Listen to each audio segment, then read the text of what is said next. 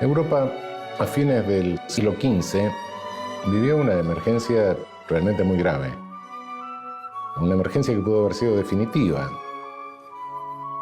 Satán, aprovechándose de la falta de fe propia de la inferioridad de las mujeres, celebró un pacto con las mujeres y de esta manera podía tomar un lugar en la tierra. No me pregunten por qué necesitaba el pacto, porque solo no podía actuar, pero bueno, así era. Este discurso demonológico del siglo XV, bueno, subsiste hasta la actualidad.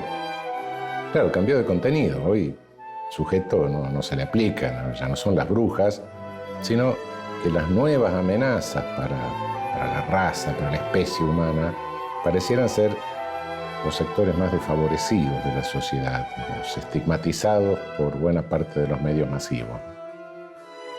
Espero que la humanidad no se destruya con esta continua fabricación de brujas, pero si así es, y confío en que sea, dentro de 500 años, ¿qué pensará la humanidad de las brujas de nuestro tiempo?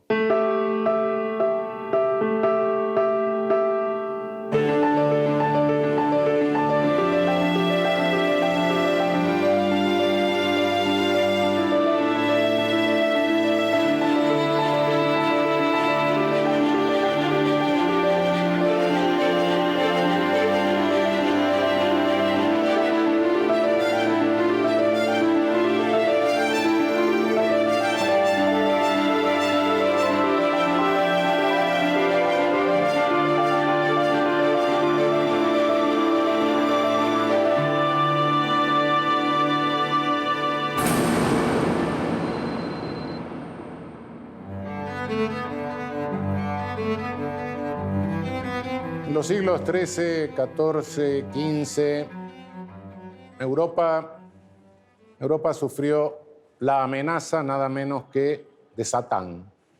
Satán, que se encarnaba en las mujeres porque las mujeres tenían menos fe, porque eran inferiores. Y durante esos siglos, la bruja, la mujer, fue realmente el chivo expiatorio de todos los males que pasaban.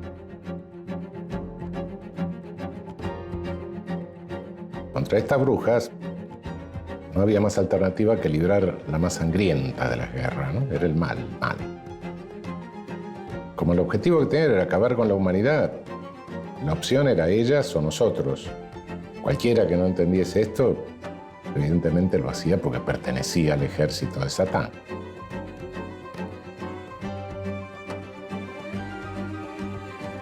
Las brujas crecían, esto se iba extendiendo.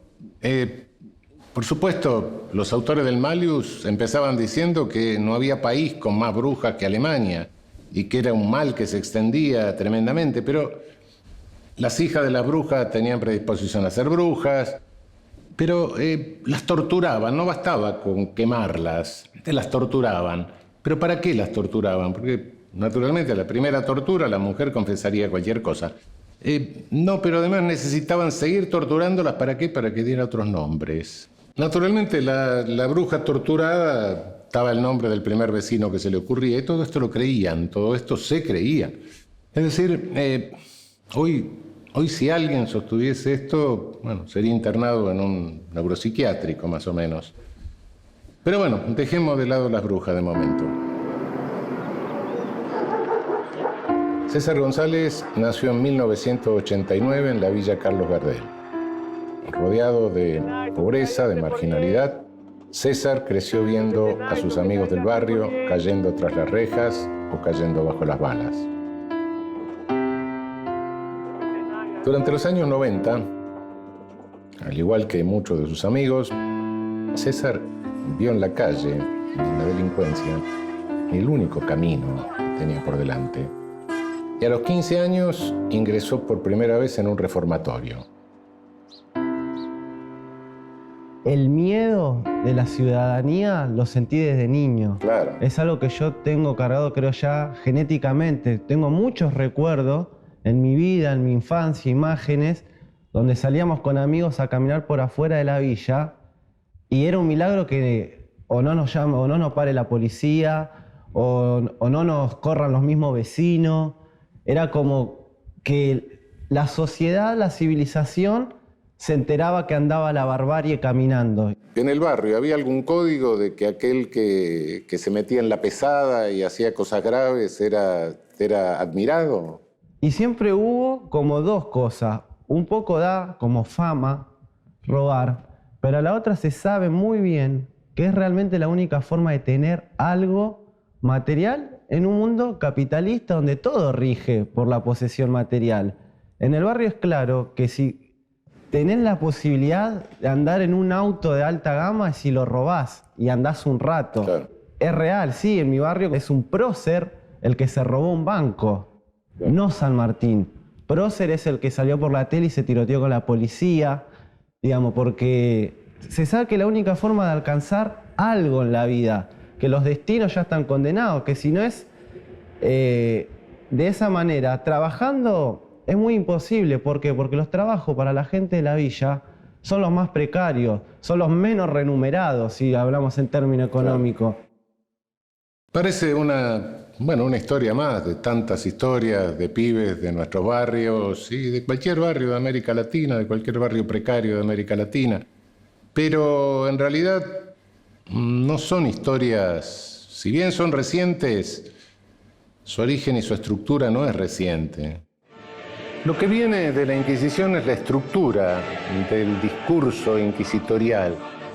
¿Qué quiero decir con la estructura del discurso inquisitorial? Es como una biblioteca que, se puede llenar de libros esotéricos y va a ser esotérica. Y si no, se puede llenar de libros de historia, de química, de medicina. Como programa de computación, ¿no? El programa de computación se alimenta con determinados datos.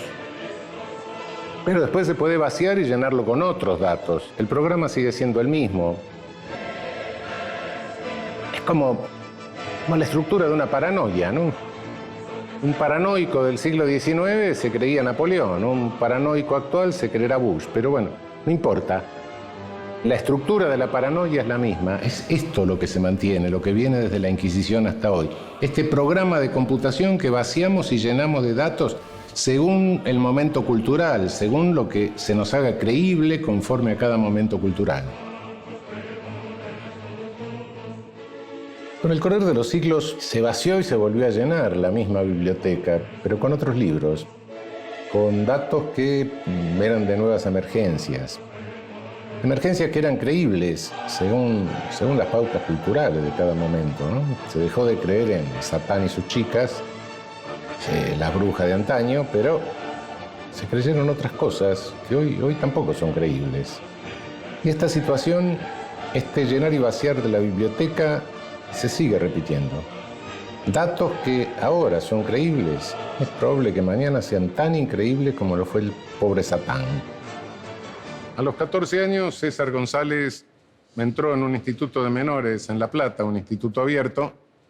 Y siguiendo la lógica tumbera de la población del instituto abierto, el pibe que entra tiene que fugarse y volver a lo mismo, y se fugó. Y anduvo 2 años entrando y saliendo a distintos institutos hasta que finalmente, ya habiendo cumplido 16 años, se enganchó en un secuestro extorsivo, fue a dar al agote, del que no pudo salir hasta 5 años más tarde.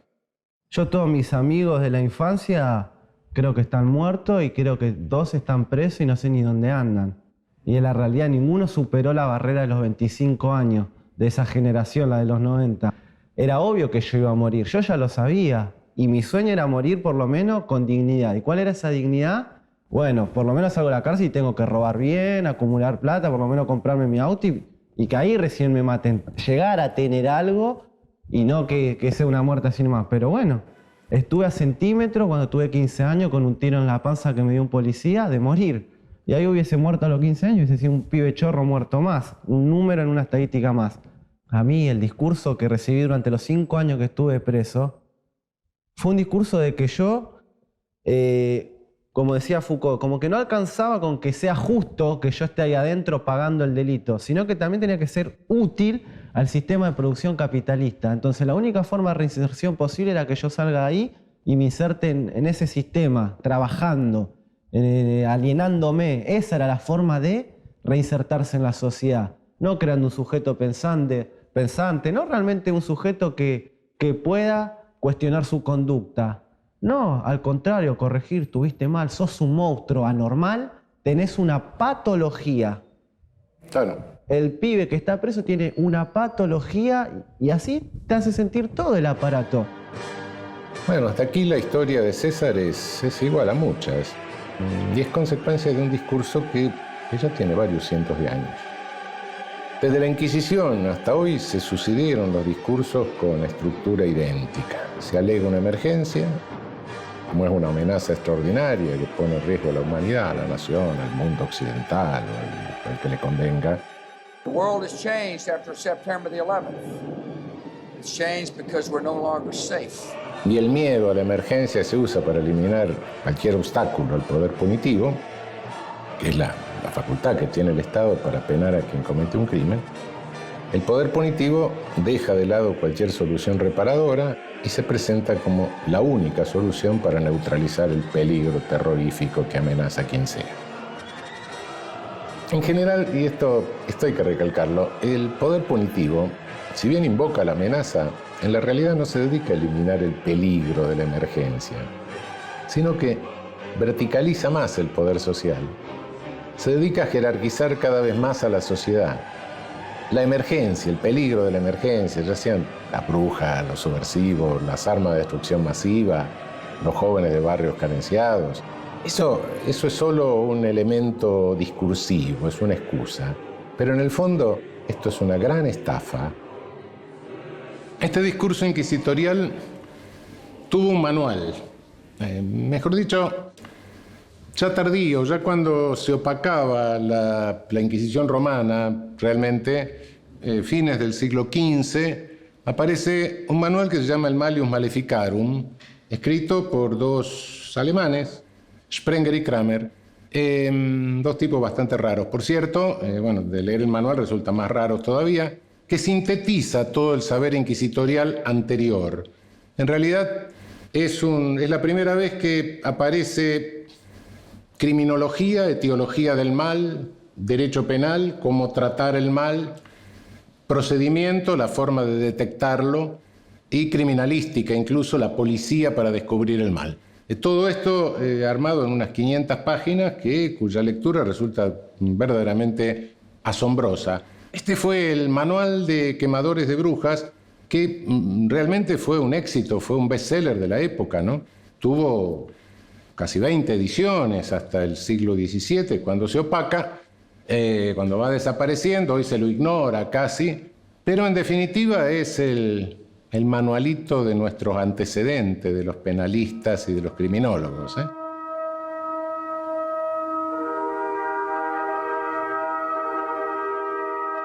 Lo primero que tenemos que saber es que las brujas amenazan nuestra existencia. Y si no acabamos con la causa del mal, ellas acabarán con nosotros.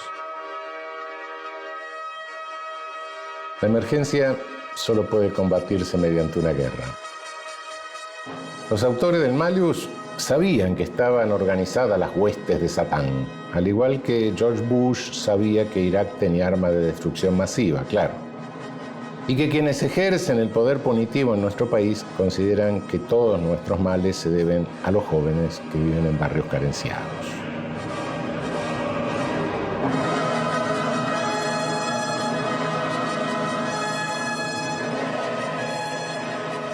¿Cómo llegaste a ser Camilo Blajakis?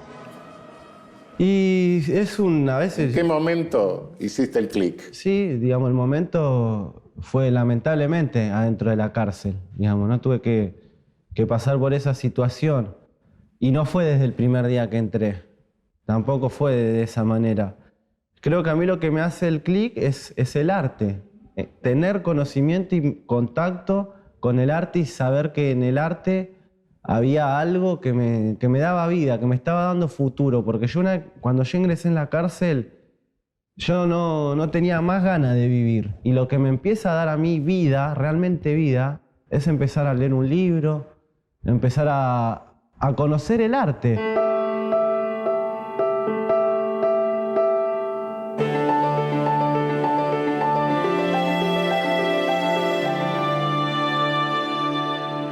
Pero la historia de César es excepcional. En realidad porque es reveladora respecto del deterioro que implica la internación en una institución total. ¿Qué queremos decir con institución total? Normalmente en la vida, bueno, nos desarrollamos en distintos ámbitos. Trabajamos en un lugar, tenemos esparcimiento en otro, descansamos en otro, tenemos vida familiar en otro, etc. Institución total es aquella en la cual se interna un individuo, se lo somete a un individuo, una institución donde todas esas actividades que en la vida normal desarrollamos por separado se realizan en la misma institución, ¿no? Y naturalmente esto provoca un deterioro en cualquier persona. Si es prolongada la internación, deteriora. Pero muy especialmente cuando se trata de niños y de adolescentes, porque bueno, los adultos ya estamos formados o deformados, no sé, de alguna manera, de modo que nuestra personalidad está más o menos configurada, pero el niño y el adolescente está en una etapa evolutiva donde es mucho más vulnerable al efecto deteriorante que tiene la institución total. Durante mucho tiempo se habló de los niños y de los adolescentes como excluidos del derecho penal, mediante un discurso piadoso.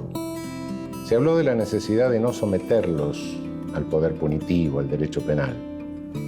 Y así se los dejó en efecto fuera, y por ende librados a un ejercicio de poder punitivo que estaba exento de los límites del derecho penal.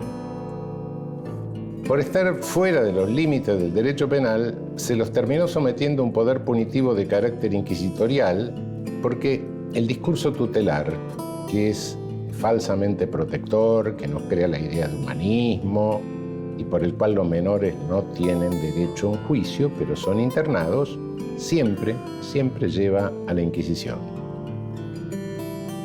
Los niños y adolescentes que cometen un injusto deben estar incluidos dentro del derecho penal para tener asegurados los límites que impone el derecho penal, las garantías.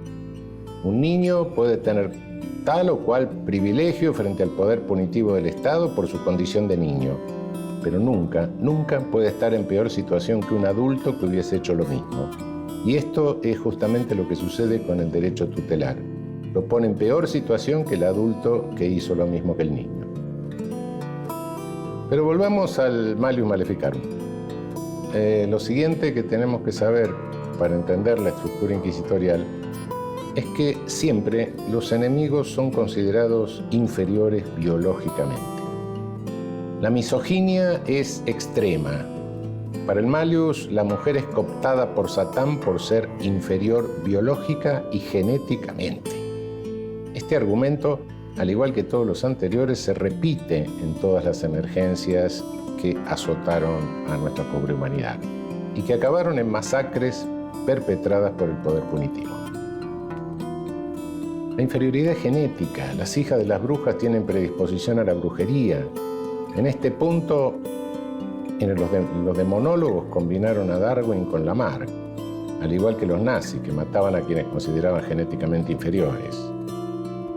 Nuestros dictadores consideraban que la inferioridad provenía de la educación, por lo que les robaban los hijos a los detenidos y los mandaban a criarse con una familia sana.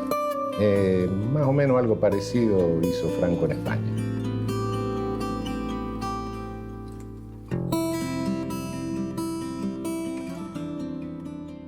¿Quién es el poder punitivo? ¿Cómo se van construyendo estas distintas figuras de alteridad, estos otros que constituyen la amenaza de distintas sociedades?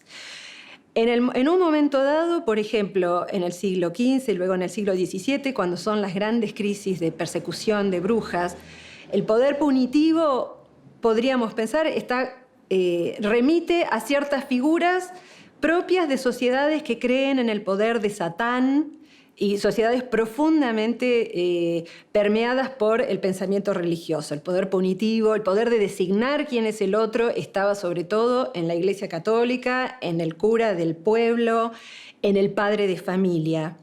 A lo largo del tiempo esto ha ido evolucionando. Vivimos en una sociedad en la cual la creencia en Satán se ha diluido y por lo tanto el poder punitivo transcurre de maneras mucho más complejas Y yo diría complejas al punto en el que no hay una afuera que a todos nos permita decir que somos inocentes de esa construcción. Ahora bien, por supuesto que ha habido históricamente distintas manifestaciones importantísimas de este poder que han ido construyendo distintas maneras de conceptualizar, es decir, de pensar quién es el otro, el que amenaza a una sociedad en distintos momentos. Con el debilitamiento de la Iglesia Católica es la ciencia y es el poder médico tiene un papel muy importante allí. Por supuesto también los jueces, la justicia moderna ha constituido y sigue constituyendo un poder muy importante. Pero también me parece interesante, crucial casi, pensar en los mediadores, ¿no es cierto? Porque la mayor parte de nosotros no hablamos con los jueces, no leemos las sentencias. Lo que leemos son los diarios o los noticieros en los cuales se habla y se pasa, digamos, a casos concretos y casos palpables esa entidad del otro. Y esos mediadores tienen una importancia muy, muy grande desde los medios. El periodismo moderno ya en el siglo XIX cumple una función crucial en la diseminación social de algunos conceptos de alteridad. La escuela pública también, las familias y demás. De modo que esto también lo podríamos establecer una especie de escala que va desde los grandes poderes del Estado a la pequeña conversación cotidiana en el vecindario donde se comenta el crimen que se cometió en la esquina y se intercambian hipótesis sobre quiénes pueden ser los culpables, ¿no es cierto? Y esas hipótesis en general están sostenidas por sentidos comunes sobre quiénes son los culpables pensables, posibles en cada momento. Indiscutiblemente que los seres humanos tenemos muchos problemas, ¿no? Bueno, quizá se discuta si somos un punto más alto de evolución planetaria o somos un cáncer del planeta, no sabemos. Pero lo que no se nos puede quitar es imaginación. Hace 800 años que ejercitamos nuestra imaginación, la agotamos, la exprimimos para inventar emergencias, inventar peligros cósmicos, peligros generales que nos generan emergencias. Y la solución desde hace 800 años, en la que siempre insistimos, es el poder punitivo. Y lo grave del caso es que a lo largo de 800 años, el poder punitivo no resolvió ninguno de los riesgos, de los peligros, ni de las emergencias que hemos inventado. Los jóvenes de barrios carenciados de hoy son las brujas de ayer. Se han muerto nuestros hijos, que nos digan, pero que no nos dejen en esta incertidumbre. Yo tengo 2 hijas desaparecidas. Es importante entender que la caza de brujas en nuestro país no terminó en los años 70. Los jóvenes de barrios carenciados ya no son quemados en la hoguera, como ocurría con las brujas, pero la segregación, la prisionización y las balas policiales de a poco y con gran paciencia consiguen un propósito análogo. En realidad, el discurso inquisitorial para lo que sirve es para crear un estado de paranoia social. Nunca una patología individual se puede trasladar a lo social, pero hay un efecto paranoide, sin lugar a dudas. Hay un efecto en el cual toda la sociedad cree que está amenazada por un peligro enorme, cósmico, que va a hacer desaparecer Occidente, el país, la raza, la nación, etcétera, lo que sea. Un peligro masivo. Y a través de eso, ¿para qué sirve ese miedo, esa paranoia social? Para que el que ejerce el poder punitivo no tenga ningún obstáculo para ejercerlo sin límite alguno.